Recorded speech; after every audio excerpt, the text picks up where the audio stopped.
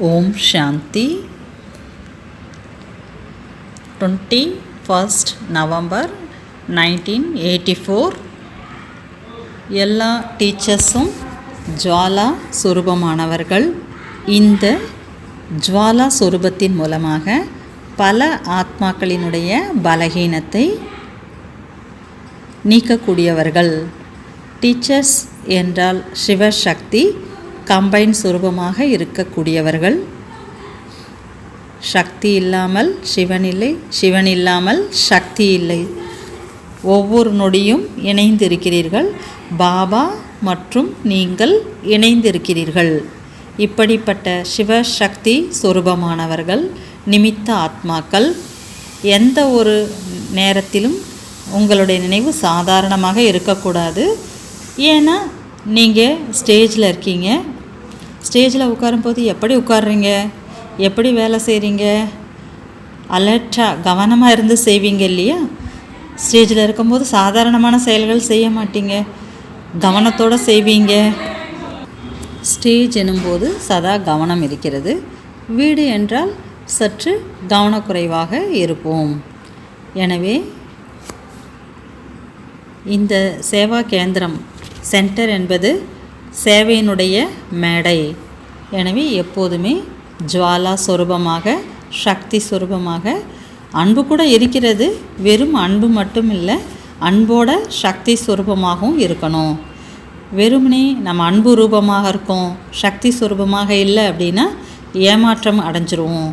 அதனால் அன்பின் கூடவே சக்தியும் இணைந்து இருக்கணும்.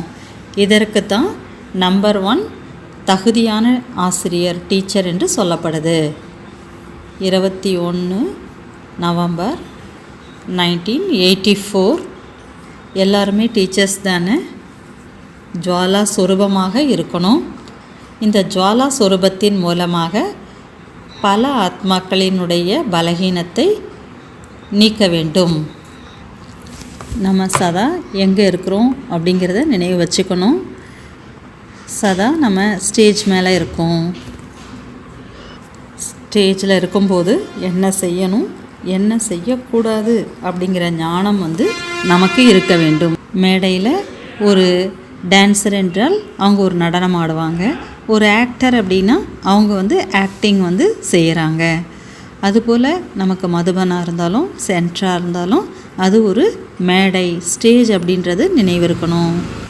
ஒரு மேடையில் ஒரு கலைஞன் அல்லது ஒரு நடிகர் இருக்கிறாங்க அப்படின்னா அவங்க எப்படி இருக்கணும், எப்படி இருக்கக்கூடாது அப்படின்னு சொல்லும்போது அக்யூரேட்டாக இருக்கணும். அவர்களுடைய குணத்தை பற்றி நான் கேட்கலை, அவங்களுடைய நினைவாற்றல் மிகவும் நல்லா இருக்கணும். எதெல்லாம் அவங்களுக்கு சொல்லிக் கொடுக்கப்படுதோ அதாவது அவங்க இரவும் பகலும் மனப்பாடம் செய்து வைத்திருக்கணும். அப்போ தான் அதை சரியாக அந்த டைலாகை அவங்க சொல்ல முடியும். அவங்க அதில் ஒரு காப்பி பார்த்திங்கன்னா கையில் வச்சுருப்பாங்க, ஆஃபீஸில் வச்சுருப்பாங்க, பேக்கில் வச்சுருப்பாங்க, பாத்ரூமில் கூட வச்சுருப்பாங்க. கையில் இருந்தால் தான் எங்கே நின்றுட்டுருக்காங்களோ, ஃப்ரீயாக இருக்காங்களோ அப்போல்லாம் அந்த டைலாகை அவங்க படிச்சுக்கிட்டே இருப்பாங்க. அது நல்லா நினைவில் பதியும். எனவே முதல் விஷயம் என்னென்னா, ஒரு நடிகர் அல்லது ஒரு கலைஞன் என்றால் முதல் விஷயம் அவங்க சொல்ல வேண்டிய அந்த லைன்ஸ் நல்லா அவங்க மனப்பாடம் செய்து இருக்கணும். ரெண்டாவது நல்லா பயிற்சி செய்து இருக்கணும். டைலாக் அப்படின்றது அவங்களுக்கு இயற்கையாகவே சொல்ல வரணும். அதை அந்த நேரத்தில் அவங்க பார்க்கக்கூடாது. அப்படியே அவங்க சொந்தமாக அதை படித்து நல்லா சொல்லக்கூடியவர்களாக மாறணும். எந்த அளவுக்கு அதை அவங்க பயிற்சி செய்திருக்காங்களோ இரவு பகல்னு அப்படி தான் அவங்களால செய்ய முடியும். அவங்களுடைய டைலாக் அவங்களுக்கு ஃபிக்ஸடாக ஆயிடணும். அந்த அளவுக்கு பயிற்சி செய்திடணும். முரளி ரீடிங்கோட மெத்தடு கூட இது போல் ஒன்று இருக்குது. ஒன்று டைலாக் மெத்தட். இந்த மாதிரி ஒரு 50 மெத்தட்ஸ் உருவாக்கியிருக்கோம். அதை மெல்ல நம்ம சொல்லலாம். ஒரு சகோதரரை பார்த்து சொல்கிறாரு, நேற்றைய முறையிலேருந்து தியாகி மகா தியாகி 2 பேருக்கு இடையில் உள்ள சம்பந்தத்தை பற்றி ஒரு டைலாக் உரையாடல் நாளை எழுதி எடுத்துகிட்டு வாங்க.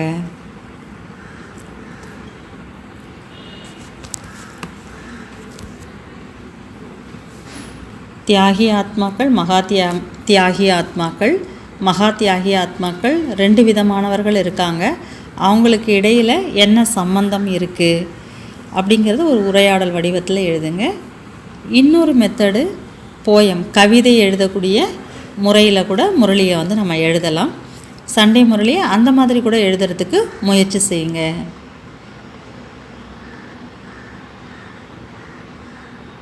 சண்டேவோட முரளியை முழுமையாக ஒரு கவிதையாக எழுதிட்டு கன்வெர்ட் பண்ணுங்கள். அதை மண்டே சொல்லுங்கள். போயம் அல்லது கவிதை எழுதணும் அப்படின்னா அதில் என்னென்ன நியமங்கள் இருக்கும் அப்படின்றத கூட தெரிஞ்சுக்கோங்க. எனவே எல்லாத்தோட முதல் விஷயம் நல்லா நினைவில் வைத்திருக்கணும். நல்ல பயிற்சி என்பது அந்த ஒரு விஷயத்தில் இருக்கணும். அதன் பிறகு நடிகர் என்றால் என்ன இருக்கணும்? அவர்களுக்கு மற்ற நடிகர்களுடைய கதாபாத்திரத்தை பற்றி கூட, கேரக்டர் பற்றி கூட தெரிந்திருக்கணும். முழு நாடகமும் கூட அவங்களுக்கு தெரிந்திருக்கணும். 2வது, மற்ற நடிகர்கள் யார் இருக்காங்களோ அவர்களுடைய ஸ்கிரிப்டு கூட இவங்களுக்கு தெரிஞ்சிருக்கணும். எங்கே அவங்க பேசணும், எங்கே இவங்க பேசணும், எந்த இடத்துல அமைதியாக இருக்கணும், எந்த இடத்துல பேசணும், இது எல்லா விஷயமும் அவங்களுக்கு தெரிஞ்சிருக்கணும். பேசுவதை விட எந்த இடத்துல அமைதியாக இருக்கணுன்றது கூட நல்லா தெரிஞ்சிருக்கணும். ஒரு டாக்டர், சர்ஜன், பெஸ்ட்டு சர்ஜன் அப்படின்னா அவர்களுக்கு எங்கே கட் பண்ணக்கூடாதுன்றது அதிகமாக தெரியணும். கட் எங்கே பண்ணணும் அப்படின்றத விட எங்கே கட் பண்ணிடக்கூடாதுன்றதில் கவனம் அதிகமாக இருக்கணும். பெஸ்ட்டு சர்ஜன் அப்படின்னாலே இந்த விஷயங்களை தெரிஞ்சிருக்கணும். பெஸ்ட்டு சர்ஜன் அப்படின்னாலே பிளட்லெஸ், அதாவது ரத்தத்தை வீணாக்கக்கூடாது அதிகமாக, அந்த மாதிரியான ஒரு சர்ஜனாக இருக்கணும். அவங்களுடைய சர்ஜரியில் ரத்தம் போக்குன்றது ரொம்ப குறைவாக இருக்கணும். அந்த மாதிரி சர்ஜனாக இருக்கணும். அவங்களுக்கு தெரிஞ்சிருக்கணும் எங்கே கட் பண்ணால் ரத்தம் வந்து கம்மியாக வருன்றது நல்லா தெளிவாக தெரிஞ்சிருக்கணும். எனவே பிளட்லெஸ் சர்ஜனாக இருக்கணும். அப்போ மற்றவர்களுடைய ஸ்கிரிப்ட் வந்து நமக்கு தெரிஞ்சிருக்கணும். எங்கே பேசணும், எங்கே பேசக்கூடாதுன்னு அவங்களுக்கு சொல்லணும். அடுத்து நேரத்தை பற்றிய கூட கவனம் வந்து கொடுக்கணும். இல்லைன்னா நம்ம பேசிக்கிட்டே இருப்போம். அதனால் நேரம் என்பதை கூட கவனம் கொடுக்க வேண்டும். அடுத்து மேடையில் போகும்போது சில பேருக்கு பயம் வந்துடும், சில பேருக்கு வேர்த்து கொட்டும், சில பேருக்கு குழப்பம் வந்துடும், சில பேருக்கு நடுங்க ஆரம்பிச்சிடும், சில நேரம் எக்ஸைட் ஆகிடுவாங்க, சில பேர் நர்வஸ் ஆகிடுவாங்க. அதனால் மேடைக்கு போன பிறகு இது எதுவும் வரக்கூடாது. முதல்ல நல்லா ரிலாக்ஸாக இருக்கணும். என்ன ரிலாக்ஸ் இருக்கணும்? நமக்குள்ள மசில்ஸ், முகம் எல்லாமே ரிலாக்ஸாக வச்சுக்கணும். இந்த உடம்புலையும் எந்த ஒரு அலைச்சலும் ஏற்படக்கூடாது. 4 விதமான நடிப்பு என்பது இருக்குது. கை, கால் எல்லாமே ரிலாக்ஸாக இருக்கணும்.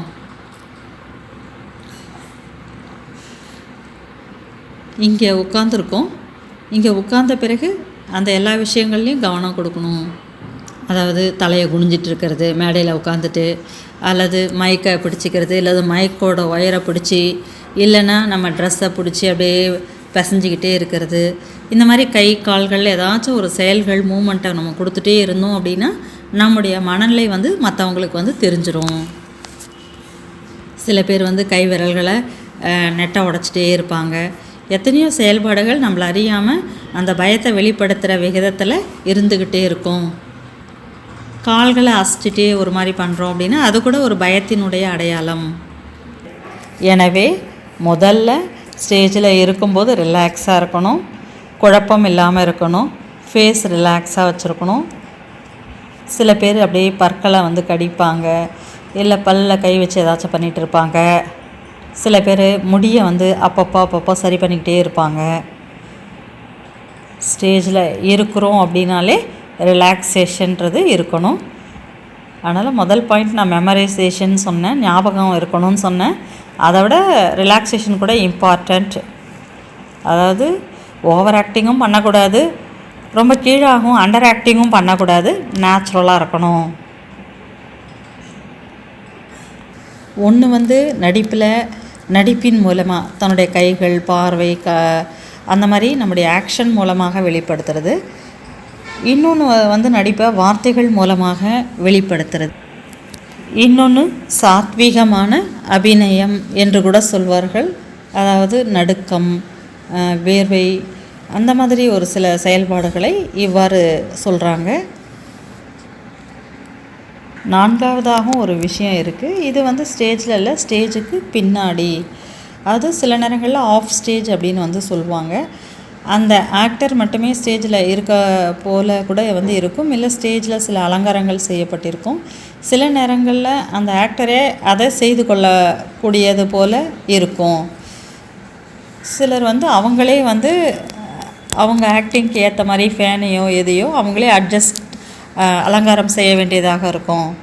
அதுக்கடுத்து ஆக்டரை பற்றி வேறு என்ன விஷயங்கள் இருக்குது? அந்த ஸ்டேஜில் வந்து ஏதோ ஒரு தவறு தன்னாலேயோ அல்லது மற்றவர்களாகியோ ஏற்படுகிறது என்றால் அதை வந்து அவங்க சமாளிக்க தெரிஞ்சிருக்கணும். அது சின்ன சின்ன விஷயங்களாக கூட இருக்கலாம், ஆனால் ஸ்டேஜில் நடக்கும் போது அதை சமாளிக்கணும். ஏனென்றால் நாடகம் நடக்குது அப்படின்னா அதை திரும்ப ரிப்பீட் வந்து பண்ண முடியாது. ஏன்னா எதிரில் ஆடியன்ஸ் வந்து உட்காண்ட்ருப்பாங்க. அப்போ ஏதோ ஒரு தவறு அங்கே நடக்குது அப்படின்னா அந்த தவறை வந்து அவங்க சமாளிக்க தெரிஞ்சவங்களாக இருக்கணும். அது டைலாகில் இருக்கலாம், வேறு எதுலையாச்சும் கூட இருக்கலாம். மேலும் அவங்களோட அந்த பேசக்கூடிய விதம், வாய்ஸ் கல்ச்சர் கூட பயிற்சி செய்யணும். அதுக்கு கூட ட்ரைனிங் எடுத்துருக்கணும். நிறைய பேர் வந்து ஸ்பீச் கொடுக்கறதுக்கு முன்னாடி ப்ராக்டிஸ் வந்து பண்ணுவாங்க, எழுதிப்பாங்க, அப்புறம் தானாகவே சத்தமாக படிப்பாங்க. வெறுமனே மௌனமாகவே இருந்தோம்னா கூட பத்தாது. அப்போ அதை வந்து ப்ராக்டிஸ் பண்ணுவாங்க. ஹிந்தியாக இருந்தாலும் சரி, இங்கிலீஷாக இருந்தாலும் சரி, சத்தமாக பேசுவாங்க. அப்படி பேசி பார்க்கும்போது நிறைய விஷயங்கள் புரியும். அதுக்கு பேர் வாய்ஸ் கல்ச்சர் அப்படின்னு சொல்லுவாங்க. அப்போ என்ன ஆகும் அப்படின்னா அந்த வோக்கல் அப்படின்றது வார்ம் அப் வந்து ஆகும். எனவே வாய்ஸ் கல்ச்சர் அப்படின்றது இம்பார்ட்டண்ட். அவங்களுடைய உச்சரிப்பு கூட மிகவும் நன்றாக இருக்கணும். இலக்கண நயம், இது எதுலேயும் அந்த இலக்கண நயத்திலையும் உச்சரிப்பதிலேயும் தவறுகள் என்பது வரக்கூடாது. சின்ன சின்ன விஷயங்கள் அந்த மொழியை பற்றி தெளிவாக வந்து இருக்கணும். அப்போ தவறுகள் ஏற்படாமல் இருக்கும். அந்த டைலாக் என்று சொல்லும்போது நல்ல பவர்ஃபுல்லாக இருக்கணும். எப்போ நம்ம வந்து டைலாகை டெலிவரி பண்ணுறோமோ அப்போ அந்த நடிகர் அந்த ஆக்டிங்கில் அந்த ஆக்டராக மாறி வெளிப்படணும், மூழ்கி இருக்கணும். அதை பற்றிய அந்த உணர்வில் இரவும் பகலும் இருந்தால்தான் அவங்க அதில் மூழ்கி இருக்கும் பொழுது தான் சரியாக அதை வெளிப்படுத்த அவங்களால முடியும். முழுமையாக நீங்கள் உங்களுடைய நடிப்பில் மூழ்கி இருந்தால் மட்டுமே நல்ல ஒரு நடிப்பை வழங்க முடியும். அதன் பிறகு மற்ற நடிகர்கள்கிட்ட இருந்து கூட நடிகர்கள் கற்றுக்கொள்ள வேண்டும். அவங்க என்ன மிஸ்டேக் பண்ணாங்க, அந்த மிஸ்டேக் நான் பண்ணக்கூடாது அப்படின்னு புரிஞ்சுக்கலாம். அதை அப்படியே காப்பி பண்ணணும் அப்படின்ற அவசியம் இல்லை. அவங்க அழுதாங்க, நான் எந்த மாதிரி அழுகிறேன், அவங்க அழுகிறதுக்கும் நான் அழுகிறதுக்கும் என்ன வித்தியாசம் இருக்குது, அந்த மாதிரி எந்த வித்தியாசங்கள் இருக்கிறது என்பதை புரிஞ்சுக்கிட்டு அந்த ஒரு நடிப்போட ஒன்றிய நிலையில் நம்ம வந்து நடிக்கணும். அதுக்கடுத்து என்ன செய்யணும் அப்படின்னா ஆடியன்ஸ், நடிகர்களை பொறுத்த வரைக்கும் அங்கே ஆடியன்ஸ் இருக்காங்க அப்படின்னு நினைக்கக்கூடாது. அதுக்கு என்ன சொல்லுவாங்க அப்படின்னா ஃபோர்த் வால் அப்படின்னு சொல்லுவாங்க. அதாவது மேடையில் 3 பக்கம் 3 சுவர்கள் இருக்கும். ஆனால் நடிகர்களை பொறுத்த வரைக்கும் எதிர்க்க ஒரு சுவரை வந்து கொண்டு வந்து நிறுத்தணும், அது மறைச்சிடணும் ஆடியன்ஸை. அங்கே ஆடியன்ஸே கிடையாது, நான் வெறுமனே நான் ஆக்டிங் பண்ணிகிட்ருக்கேன், இதுதான் ரியல் அப்படின்னு நம்ம நினைக்கணும். அவங்களுடைய கவனமானது கண்டிப்பாக நேச்சுரலாக தான் நடிப்பாங்க. அவங்க ஆடியன்ஸை பார்த்துட்ருக்க மாட்டாங்க. கூட இருக்கக்கூடிய அந்த நடிகர்களை பார்த்து அங்கே என்ன பர்ஃபார்ம் பண்ணணுமோ அதை தான் அவங்க வந்து செய்யணும். எனவே அதாவது 4வதாக ஒரு சோரை வந்து இவங்க நடிகர்கள் வந்து நிறுத்தணும். அந்த ஆடியன்ஸ் யார் இருக்காங்களோ அவர்களை பார்க்காத ஒரு நிலையில் இருக்கணும். இப்பொழுது அந்த ஆடியன்ஸில் ஒரு பிரைம் மினிஸ்டர் வந்து உட்கார்றாங்கன்னு வச்சுக்கோங்களேன். அவங்கள பார்த்த உடனே நடிகருக்கு என்ன ஆகும்? ஒரு நர்வஸ் ஆகிடும் இல்லையா? எனவே அவங்க யாருமே அங்கே இல்லை அப்படிங்கிற ஒரு மனநிலையில் தான் அவங்க வந்து நடிக்கணும். ஃபோக்கஸ் முழுக்க அவங்களுடைய நடிப்பில் இருக்கணும். ஆடியன்ஸ் வந்து எது செய்தாலும் அதனால் பாதிக்கப்படக்கூடாது. ஒரு முறை ஒரு நாடகம் நடந்தது. இது வங்காளத்தில் நடந்த ஒரு விஷயம். ஈஸ்வர் சந்திர வித்யாசாகர்னு ஒரு நல்ல ஒரு புத்திசாலி. அவர் நாடகத்தை பார்க்குறதுக்காக போகிறாரு. அவர் பார்த்துக்கிட்டே இருக்கும்போது அந்த மேடையில் அந்த நடிகர் ஒரு பெண்ணிடம் தவறாக நடப்பது போல் ஒரு தொடுற போல் ஏதோ ஒரு காட்சி. அதை பார்த்ததும் இவருக்கு வந்து கோபம் வந்துருச்சு. நேராக ஸ்டேஜுக்கு போயிட்டு அவரை செருப்பை வந்து கழட்டி அதனாலேயே அவரை வந்து அடிக்கிறாரு. அந்த நடிகர் வந்து அப்படியே அவரை கையை பிடிச்சி அந்த செருப்போடு அவருடைய தலையில் வச்சுக்கிட்டு சொல்கிறாரு, இன்றைக்கி தான் என்னுடைய நடிப்பு வந்து வெற்றியே வந்து அடைஞ்சது அப்படின்னு. அந்த அளவுக்கு அவர் வந்து தத்ரூபமாக நடிச்சிருக்கிறார் அந்த இடத்துல. அதிலிருந்து அந்த செப்பலுக்கு கூட ஒரு பேர் வச்சுட்டாங்க, வித்யாசாகரினுடைய செருப்பு அப்படின்னு சொல்லி கூட அங்கே ஃபேமஸாக வந்து இப்போ வரைக்கும் கூட இருக்குது. எனவே நடிகர் எந்த அளவுக்கு மூழ்கி செய்யணும் அப்படின்னா மக்கள் பார்க்கக்கூடிய பார்வையாளர்களுக்கு அது நடிப்பாகவே தெரியக்கூடாது. அவ்வளோ அவங்க வந்து ஒன்றி வந்து நடக்கணும். எந்த ஒரு நேரத்துலேயும் சாதாரணமாக ஒரு நிலையில் இருக்கக்கூடாது. ஏனென்றால் மேடையில் இருக்கும் பொழுது ஒவ்வொரு நொடியும் நம்ம எப்படி இருக்கோம்? மேடையில் இருக்கும்போது எப்பொழுதுமே கவனமாக இருந்து தான் நம்ம செய்கிறோம். இது வீடு கிடையாது, ஸ்டேஜின்னு நினைக்கும் போது நம்ம கவனமாக இருக்கும். வீடுனா கவனக்குறைவாக இருப்போம். எனவே சென்டராக இருந்தாலும் சரி, அதை நீங்கள் மேடை அப்படின்னு நினைக்கணும். இந்த உலகத்தினுடைய ஹீரோயினாக இருக்கக்கூடிய ஆக்டர்ஸ் இருக்காங்க. அப்போ உண்மையில் நீங்கள் யார்? நீங்களும் அது போன்ற நடிகர்கள் தானே. அப்போ நீங்கள் எவ்வளோ கவனத்தோடு இருக்கணும், எப்படி இருக்கணும் நீங்கள்? எனவே முதல் விஷயம் நம்ம ஸ்டேஜில் இருக்கோன்றதில் கவனம் இருக்கணும். அதனால் நர்வஸ் ஆகக்கூடாது, வருத்தமாக இருக்கக்கூடாது, குழப்பமாக இருக்கக்கூடாது. எல்லோரும் நம்மளை பார்த்துக்கிட்டு இருக்காங்க, இருந்தாலும் நம்ம ரிலாக்ஸாக இருக்கணும். மேலும் நம்மளுடைய வரிகள், டைலாக்ஸ், உரையாடல் இது எல்லாமே பர்ஃபெக்டாக இருக்கணும். அந்த மொழியில் கூட எந்த ஒரு தவறும் இருக்கக்கூடாது. எங்கே அமைதியாக இருக்கணும், எங்கே பேசணும் அப்படின்றதுலேயும் கவனம் இருக்கணும். ஆக்டரை பொறுத்த வரைக்கும்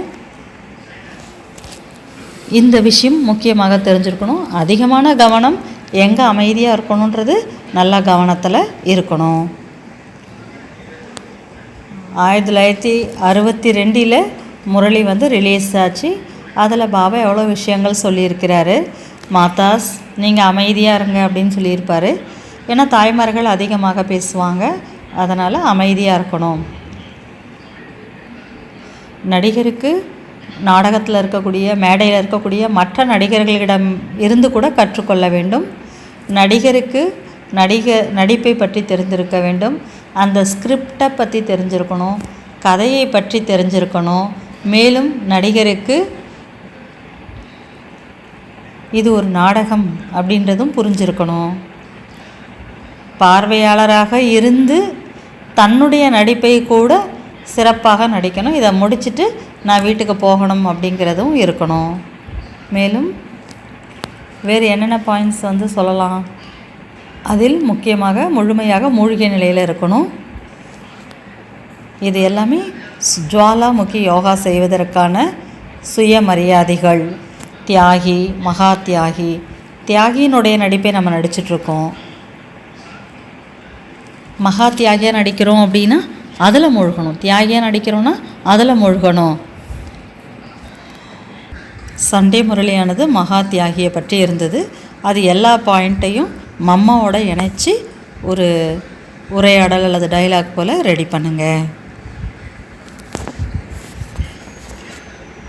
ஒவ்வொருத்தருக்கும் ஒவ்வொன்று சொல்கிறாங்க. இன்னொரு சகோதரிக்கு மம்மா மற்றும் தியாகி அதை பற்றி எழுதணும். அதில் 8 கருத்துக்கள் இருந்தது. 8 கருத்துக்களையும் மம்மாவோட இணைச்சி எழுதணும்.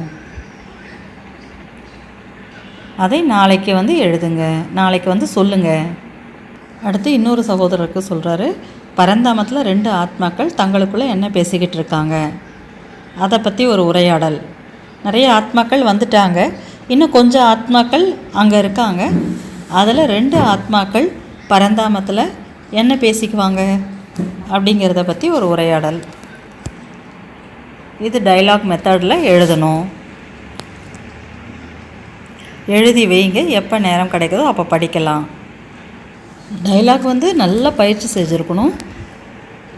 எந்த அளவுக்கு பவர்ஃபுல்லாக இருக்கணும்னா மற்றவங்க கேட்குறவங்களுக்கு கூட அது மனப்பாடம் ஆகிடணும், பயம் இருக்கக்கூடாது,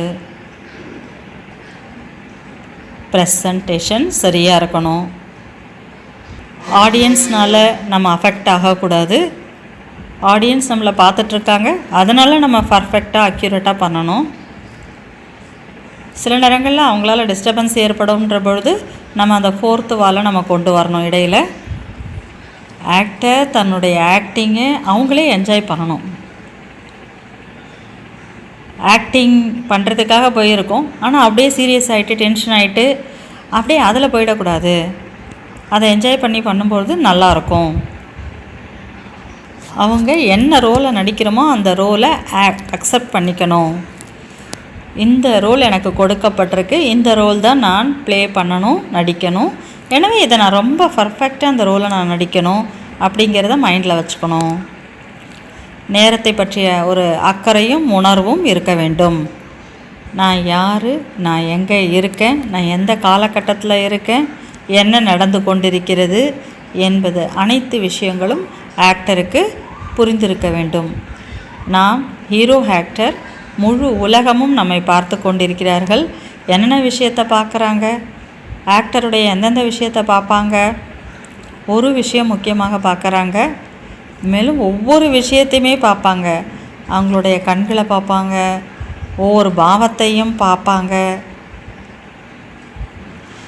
ஒவ்வொரு விஷயத்தையும் கை எப்படி வைக்கிறாங்க, பேசும்போது எப்படி இருக்காங்க, முடியை எப்படி கட் பண்ணியிருக்காங்க, இவங்களோட ஸ்டைல் எப்படி இருக்குது, ட்ரெஸ் எப்படி போட்டிருக்காங்க, மேக்கப் எப்படி போட்டிருக்காங்க, பேசக்கூடிய மெத்தடு முறை எப்படி இருக்கிறது என்று ஒவ்வொரு விஷயத்தையும் எல்லாவற்றையும் பார்த்துக்கிட்டு இருக்காங்க. ரெக்கார்டிங் ஆகிட்டே இருக்கும்.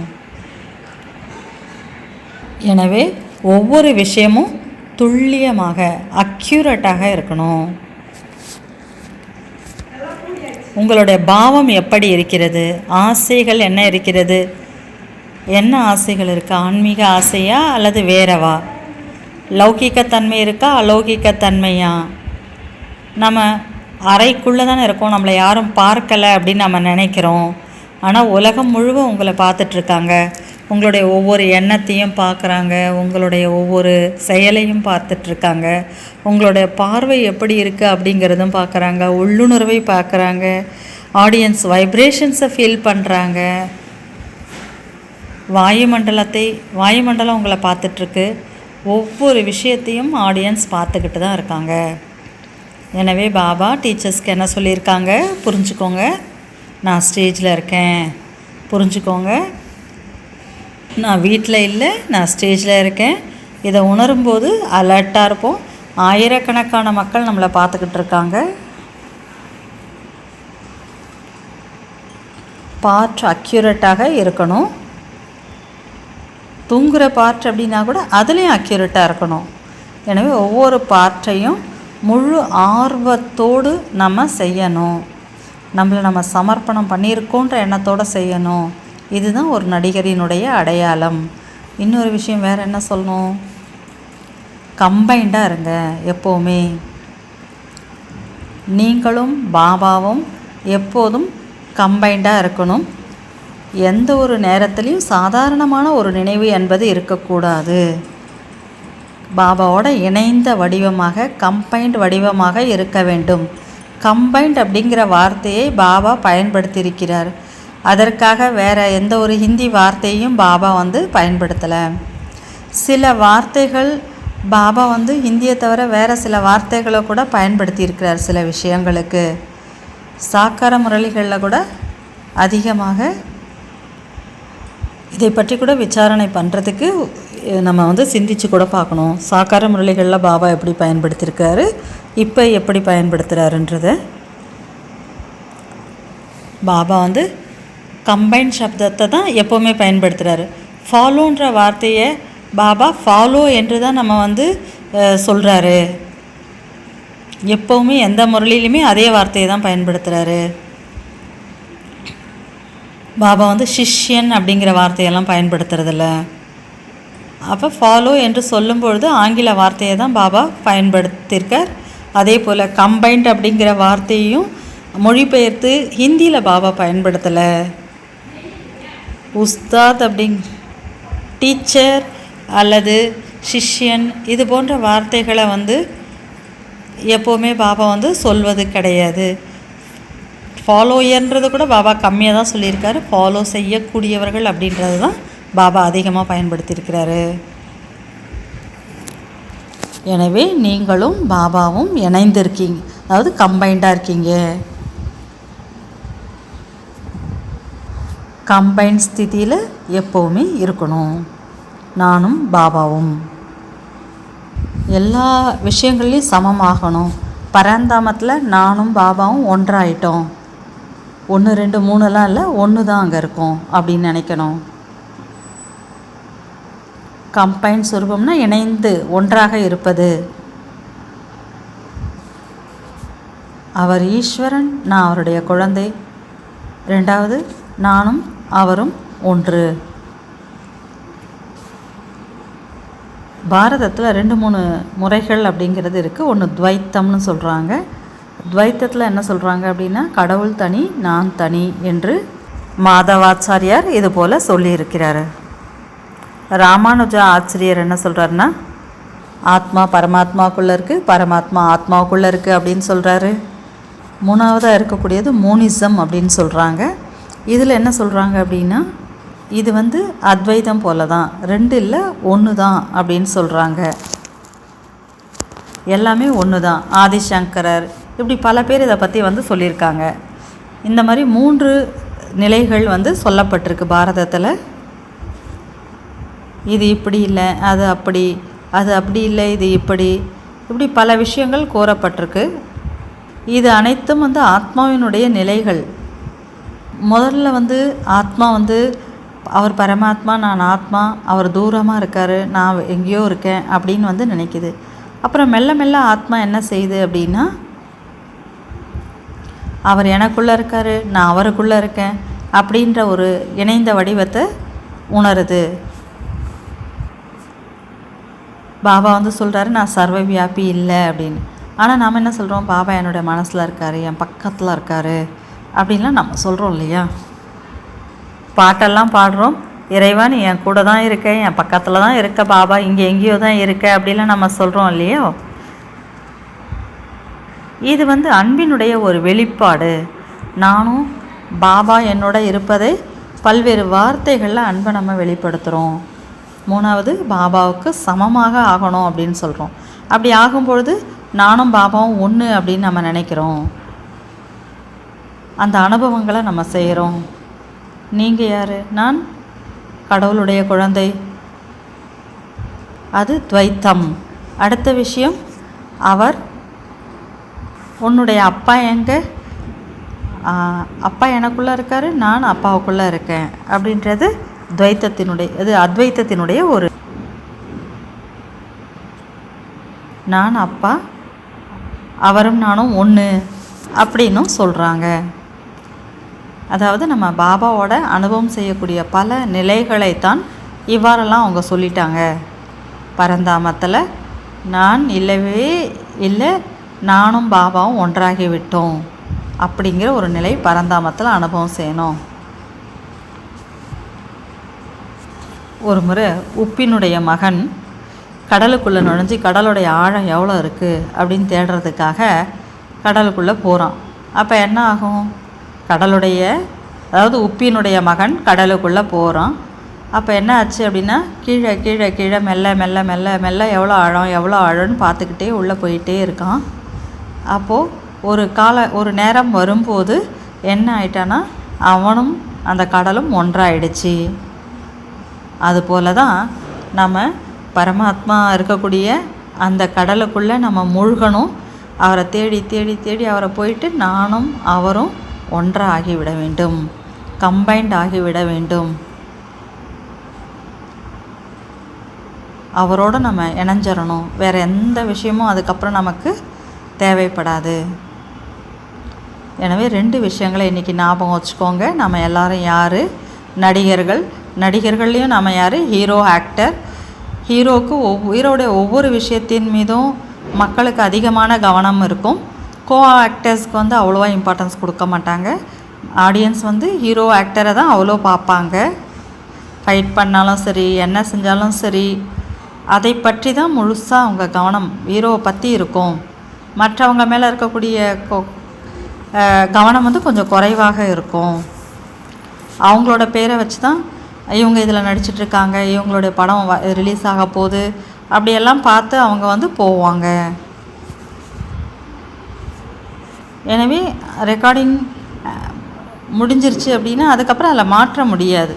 ஏன்னா இப்போ ரெக்கார்டிங் போயிட்டு இருக்குது. எனவே கவனமாக நடிக்கணும். இந்த நாடகம் பாபாவுக்கு பிடிச்சிருக்கு அப்படின்னா நமக்கும் அது பிடிச்சிருக்கணும். ஒருத்தர் ஒரு நாடகத்தில் இறக்கணுன்ற ஒரு தருணம் வரலாம். நாம் வந்து இல்லை கூடாது அப்படின்னு நம்ம நினைப்போம். ஆனால் அந்த மாதிரி நடக்காது. எப்படி அந்த நாடகத்தில் டைரக்டர் சொல்கிறத கேட்டு எல்லாத்தையும் பண்ணணும் இல்லையா? இங்கே பாபா டைரக்டர்.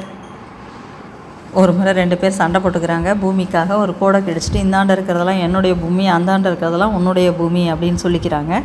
மேலேருந்து கடவுள் பார்க்குறாரு, 2 பூமியுமே என்னோட இதுதான், நீங்கள் என்ன சண்டை போட்டுட்ருக்கீங்க? நீங்கள் 2 பேருமே அதை விட்டுட்டு போக தானே போகிறீங்க அப்படின்னு. அதே போல் இன்னொரு நேரத்தில் ஒரு டாக்டரும் பேஷண்ட்டும் வந்து பேசிக்கிறாங்க. பேஷண்ட்டோட ரொம்ப பயங்கரமான ஒரு கண்டிஷனை பார்த்துட்டு டாக்டர் வந்து சொல்கிறாரு, இல்லை பயப்படாத, நான் உன்னை காப்பாற்றிடுறேன் அப்படின்னு. மேலேருந்து பரமாத்மா பார்த்துட்டு கடவுள் பார்த்துட்டு சிரிக்கிறாரு. அவன் இன்னும் கொஞ்சம் நேரத்தில் இறக்க போகிறான், நீ நான் காப்பாற்ற போறியா அப்படின்னு. பகவான் மனசுக்குள்ளே சிரிச்சுக்கிட்டே இருக்கார். இந்த மாதிரி பல நிகழ்ச்சிகளை பார்த்து கீழே நடக்கிறத அவர் சிரிச்சுக்கிட்டு இருக்கார். இந்த மாதிரி இப்போல்லாம் பக்தியில் வந்து சொல்லப்பட்டிருக்கு. எனவே நடிகன் அப்படிங்கிற அந்த உறவு அப்படின்னும் போது நல்லா இருக்கணும். எங்கேயும் சண்டைகள் ஏற்படக்கூடாது. நடிகர்கள் அப்படின்னும்போது முக்கியத்துவம் கூட சில விஷயங்களுக்கு தேவை.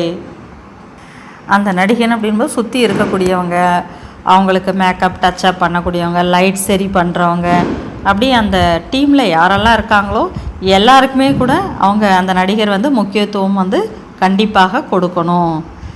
பேக்ரவுண்டில் இருக்கக்கூடியவங்க, மியூசிக் பிளேயர், இப்படி இன்னும் எத்தனையோ பேர் அவங்களுக்கு பின்னாடி உதவி செஞ்சுக்கிட்டே இருப்பாங்க. அவங்க எல்லார் மேலேயும் கூட அவங்க மரியாதை வைக்கணும். ஒரு ஆக்ஷனுக்கும் அவார்டு வாங்கணும். Best dialogue, best actor, best choreographer, best screenplay, இப்படி நாடகம் சம்மந்தப்பட்ட ஒவ்வொரு விஷயத்துக்கும் அவார்டு வந்து இருக்குது.